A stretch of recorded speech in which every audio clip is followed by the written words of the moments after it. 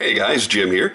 Tonight we're going to be looking at the third installment in our Guest Blade series, and this was a series born of generosity. Fellow collectors, this started with Bob, and Bob one day just went, hey, you need to experience these two knives that I've got. I'd really like to get your impressions on them. Sent them out, and that ended up being a very popular video. That was the R.J. Martin Q36 and the Jeff Vandermeulen intro. And then I got a hold of someone else who said, hey, do a video on my knife. And next thing you know, this is kind of snowballed now. This is only number 3, but I have several lined up for the future. Thank you guys so very much for your generosity. I mean, it's a big risk taking an expensive knife like a GTC here, tossing in a box and hoping the Postal Service doesn't screw you over and lose your knife forever. So it's very, very much appreciated by me. That's for damn sure. Going to have a few more coming up. As a matter of fact, talking about R.J. Martin, I just ordered my second Q36, and someone came out of the blue and said, hey, you know, there's the zero tolerance version of it. Would you like to compare the two side by side? So I said, oh, hell yeah. Let's see what the real differences and similarities are. So in the next few days, that knife will be arriving, and I'll be doing a side-by-side comparison between the real R.J. Martin and the zero tolerance version. So that's going to be a hell of a lot of fun.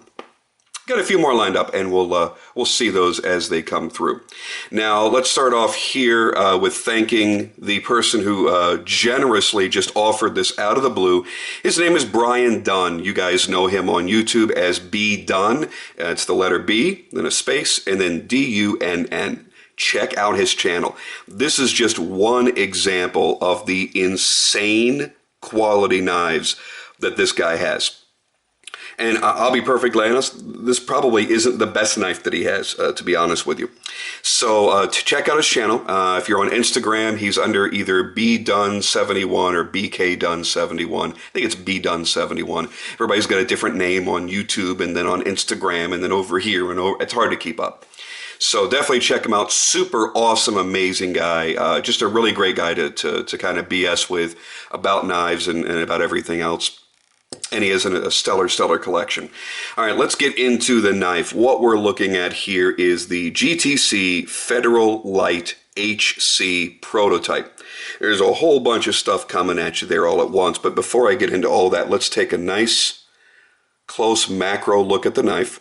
This is all titanium, and the Lite part of the name comes from any model that Gus makes where he will do the carbon fiber inlays. In this case, it's lightning strike carbon fiber. And what he does at that point is he's removing stock from the titanium and removing stock from the steel blades. So it tremendously reduces the weight of the knife. This thing weighs almost nothing. It's about 5.5 ounces. So what you're looking at here, before I get too carried away, is a 3.375 inch blade length. This is a lot smaller than I expected it to be. A lot of Gus's knives are bigger knives. I'm a big fan of the Prisma, big fan of the Plasma. Those are two larger knives. The Scarface is kind of a mid-sized knife. I think pretty much between this and the Prisma. It's 8 inches overall, so it's a nice size for the pocket. Let me give you a couple of size comparisons to knives that I own. It is very, very, very close in size to the Rockstead Shin. As a matter of fact, it's almost identical in size. Something a bit more common than a Rockstead would be the Spyderco Paramilitary 2. Back it up, back it up, back it up. The Para 2 is a little bit bigger. And another one that a fair amount of people have, the Curtis F3. The F3 is going to be a lot smaller because Dave uses very short handles on his. This actually has a pretty damn long handle. All right, so size comparisons out of the way. And yes, guys, I am working on that Para 2 overview that you guys requested. I will be doing that. I just want to have a few weeks with the knife first. All right, so let's get down to brass tacks here. When you start talking about GTC knives, Gus is a self-taught Brazilian knife maker. His shop is right outside of his house, lives in Brazil, does all of his work there. He's actually an engineer, and he decided one day, hey, I like knives. I'm going to make knives. And he didn't go take a class. He didn't mentor under anybody. He just decided to start making them. And you've got to realize that Gus has gotten to the point now, for a while there, only the most hardcore knife collectors had even heard of GTC knives. Now he's gotten a lot more mainstream. I wouldn't say, totally mainstream. Not everybody knows about GTC knives. And part of that mystique is, he's a one-man operation. He can only make so many knives. As you can tell, every knife that he does takes a tremendous amount of time and engineering. So there aren't a lot of them out there. The few people that have them, they're going to be the guys with a lot of money, because you're going to spend $2,000, $3,000, $5,000 to get one of these in your hands. A Federal like this, now again, this is the prototype, and that is marked. I'll show that to you. This would run you anywhere probably between $1,500 and $2,000 on the open market. I don't know what Gus's direct price is. His books are kind of somewhat open. He will put your name on a list, but he won't get to you for at least a year, more like 2 years. So that's obviously your best way to go. Secondary market prices on these are insane. There was a version I saw with Damascus inlays instead of the carbon fiber. It was going for $3,400. So yeah, his stuff commands a premium because they are as close to perfect as you can possibly ever imagine. Another thing that Gus is known for is not just his work, but the work that he's done to better the knife community. Think about this. Before Gus released the GTC bearings, you only had two different ways of going if you wanted to build a knife as a knife maker and have bearings. You had either IKBS, which everybody knows. They're phenomenal. They're terrific. They're just a bitch to work with because they're loose bearings. You open the knife and the bearings fall out. Then you have thrust bearings, which are captive bearings, and you're going to have different styles. Some will be done in plastic washers and some in just regular metal. The problem with the regular thrust bearings at the time before the GTC bearings came out is they were not made of any kind of stainless steel, so they could rust or corrode fairly easily. And GTC bearings are 440 steel bearings set into a stainless steel disc. So they're captive, it's easy to do maintenance on them, and they're not going to rust. So what you're looking at in the name, when you see, we already described Lite. Lite means any of the carbon fiber inlays. But then at the end of the name, I mentioned HC. HC stands for this. This is the GTC hidden clip. A lot of guys will complain that when they use their knife and they're really, really using it hard, that the pocket clip, no matter how low profile it is, it can be obtrusive and it can get in the way, it can dig into the hand.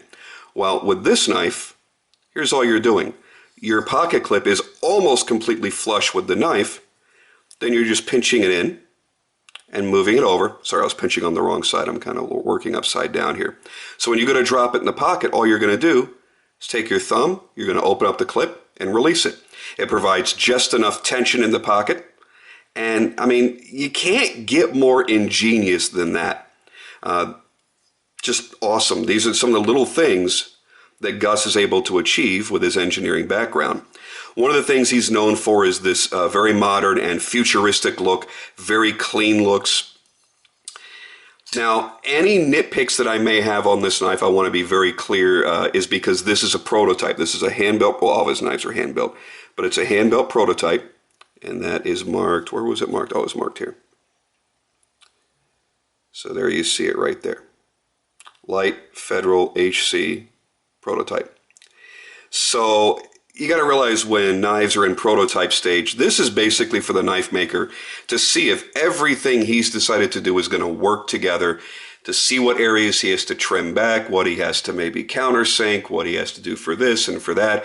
And it's not always going to be as nice in the end as the final product that he's prototyping for. I have never once in my entire life ever heard anybody say anything about a GTC knife being anything less than perfect. So when you get into one of his knives, yes, you're paying a premium, you're paying a hell of a lot of money, but you're getting your money's worth. And it's worth the wait, whatever the wait may be. If he puts you on the list, you say, I want to get a plasma, and he says, okay, it's going to be 2 years, it's worth the wait. Absolutely. Now, the two things about this I'm not overly crazy about. The inlays, again, being a prototype, they're not 100% perfectly flush like what is typical on the knives that you would buy from him. It's really amazing. I mean, they're almost completely flush. You almost can't tell they're there. The one on the back side here is, there is no difference there. You can't feel it. You can't see it. It's like it's one piece. The blade is kind of the same way. You kind of know that it's there, but it's mainly because lightning strike carbon fiber is a pain in the ass. Lightning strike, you basically have a copper wire that runs through the material. And the little ends, the little sharp little burrs, little ends there, can come popping up and you can feel them. That's why I'm starting to stay away from lightning strike now for my future builds, sticking with regular carbon fiber if I go carbon fiber at all. My other thing is the hidden pocket clip. It's an ingenious design, but you hear that? This can overextend and it won't spring back always 100%. And you also kind of feel it in your hand when you're holding the knife. It almost feels like if your pivot and your standoffs were loose and the two frames were kind of moving a little bit. I don't think that it really is, but it's giving you that feeling in the hand.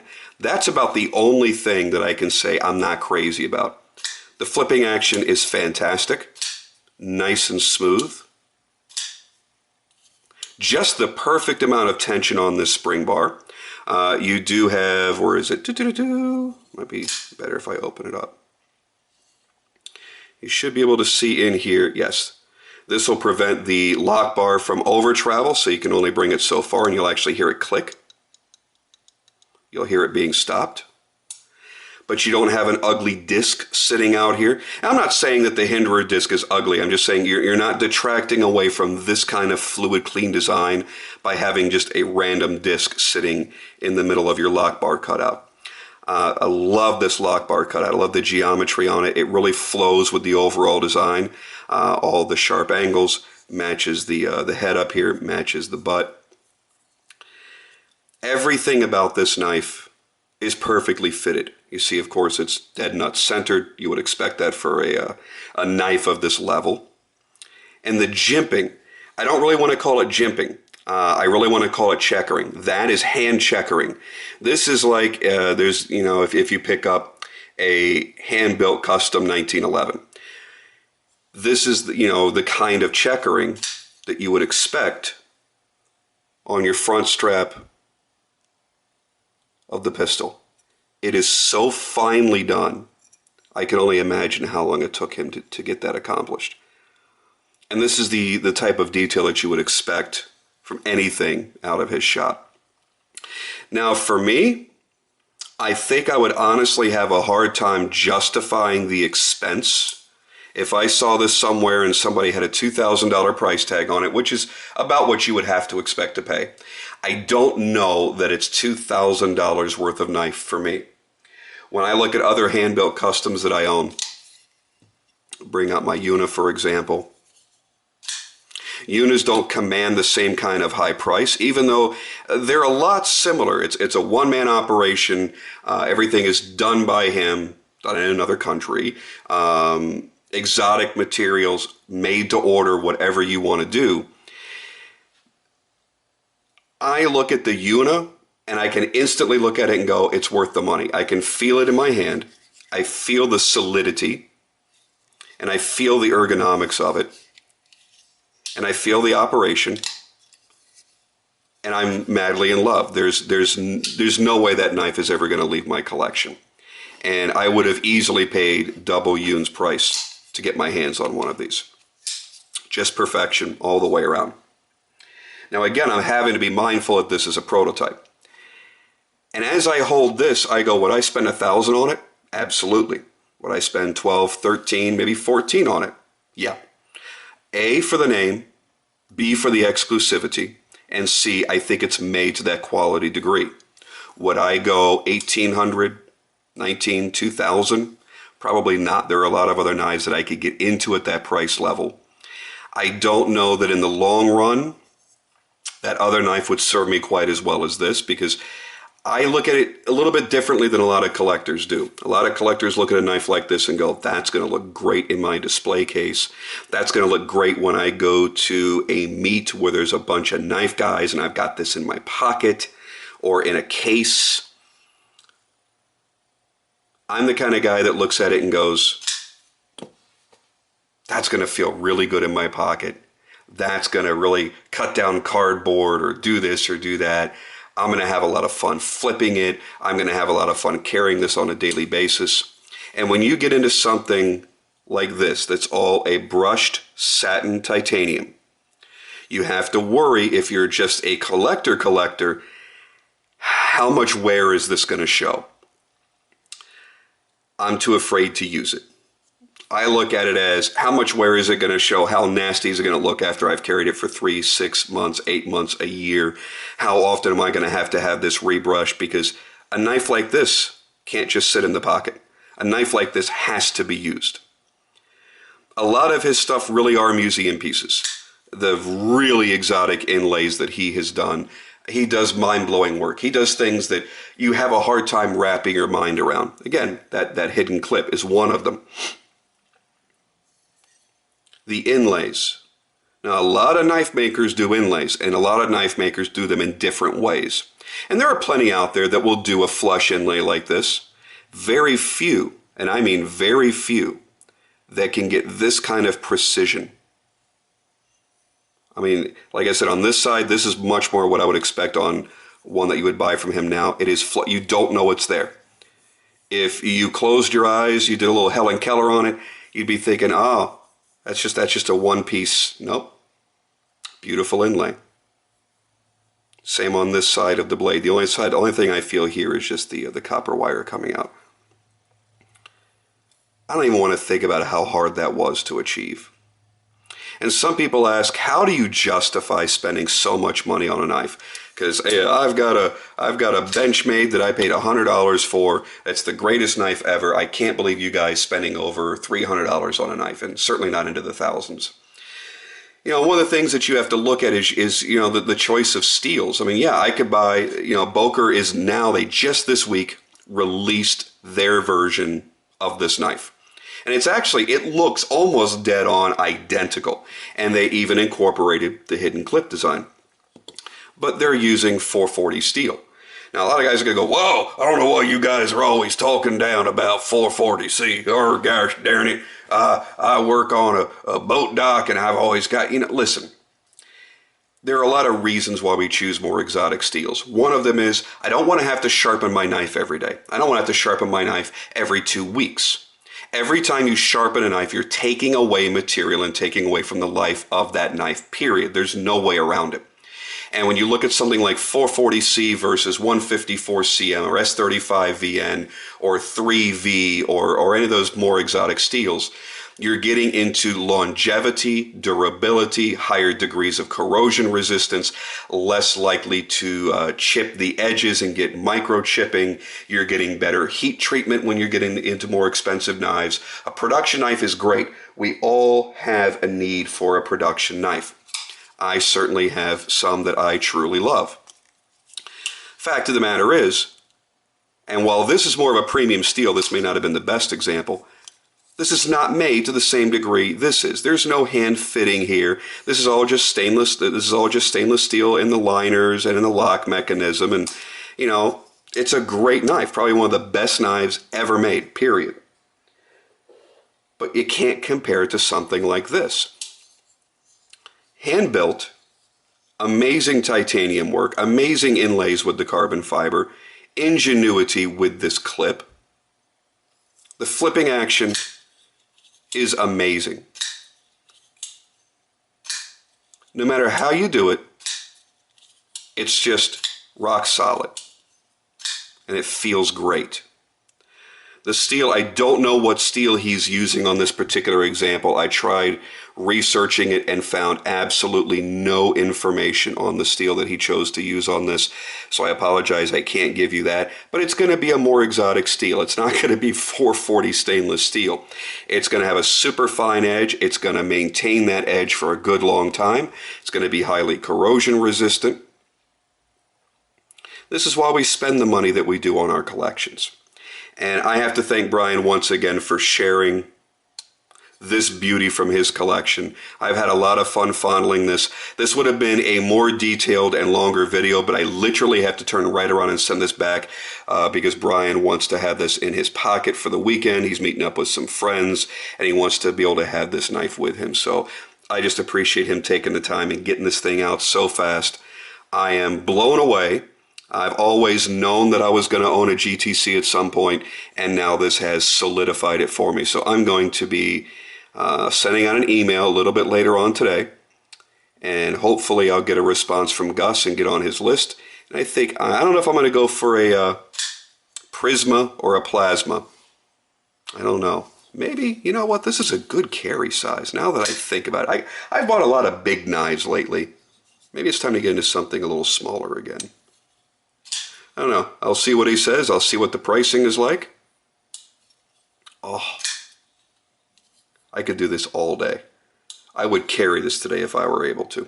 All right, I'm going to go ahead and stop here now. Get this uploaded. Thank you, Brian. You rock, dude. You kick serious ass. And guys, stay tuned for Chapter 4 in this series where we're going to bring out the zero tolerance variation of the R.J. Martin Q36. Until then, I will do my best to try to keep up with the comments down below. Thanks.